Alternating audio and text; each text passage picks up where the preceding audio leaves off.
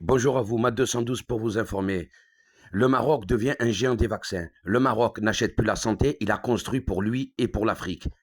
Bâtir un vaccin au cœur du continent, c'est bâtir la confiance d'un peuple en son avenir. L'alliance Sanofi-Marbio change tout.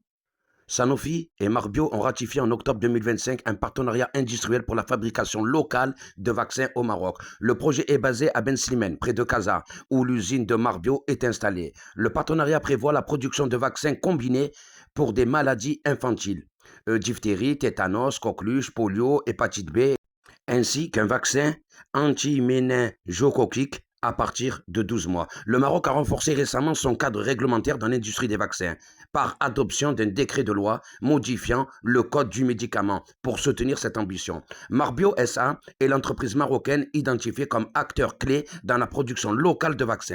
Pour le Maroc, une souveraineté sanitaire et industrielle, souveraineté vaccinale. Jusqu'ici, le Maroc importait la quasi-totalité de ses vaccins. Grâce à cette alliance, il devient producteur et non plus simple consommateur. Cela signifie autonomie face aux crises sanitaires, plus de dépendance aux livraisons extérieures comme pendant le Covid-19, capacité à réagir rapidement face aux pandémies futures, baisse des coûts et délais d'approvisionnement, émergence d'un pôle biotechnologique. Le site de Ben Slimane est conçu pour être modulaire et exportable. Il peut produire plusieurs types de vaccins.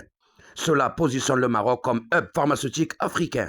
D'autres multinationales pourraient suivre, comme Pfizer, AstraZeneca, Serum Institute, etc., pour profiter des infrastructures et du cadre juridique modernisé. Création d'emplois qualifiés. Oui, ce partenariat stimule la formation d'ingénieurs et biologistes marocains, le transfert de technologies et de savoir-faire européens, la recherche locale. Le Maroc pourrait ainsi attirer une diaspora scientifique et devenir un centre régional de recherche vaccinale. Pour l'Afrique, une révolution sanitaire silencieuse, une production africaine pour les Africains. Actuellement, 99% des vaccins consommés en Afrique sont importés. Si le Maroc commence à produire à grande échelle, cela réduit la dépendance du continent aux pays du Nord, permet une distribution équitable et rapide des vaccins, encourage la coopération sud-sud, notamment avec la CEDEAO et l'Union africaine. Leadership africain du Maroc. Le Maroc devient un pays modèle. Il montre qu'un État africain peut combiner stabilité politique, industrie pharmaceutique de pointe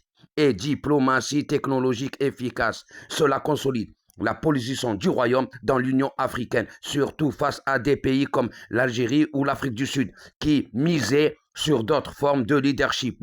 Bravo, bravo, bravo. Pour le futur, un potentiel stratégique global, Maroc, passerelle entre l'Europe et l'Afrique. Sanofi est européen, Marbio marocain. Ce tandem incarne la coopération euro-africaine réussie. Le Maroc devient un point d'équilibre géostratégique capable de sécuriser la production pour l'Afrique, exporter vers l'Europe du Sud, attirer des partenaires asiatiques, impact économique et diplomatique. Le secteur pharmaceutique pourrait devenir un pilier du PIB marocain, au même titre que l'automobile ou l'aéronautique. Cette réussite renforcera le soft power marocain, un pays qui soigne, qui forme et qui exporte la santé.